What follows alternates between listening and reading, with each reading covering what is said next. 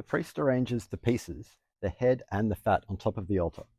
I feel like we've done this before. I remember the fat was the best bit.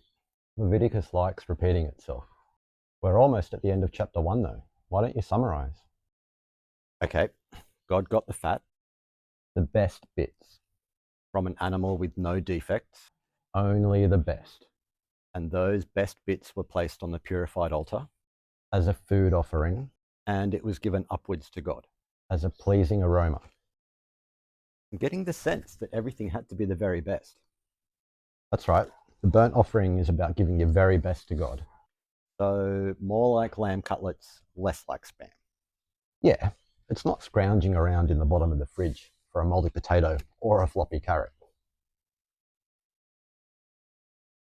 The burnt offering is taking the very best that you have and giving it entirely upwards to God, God deserves my best gift.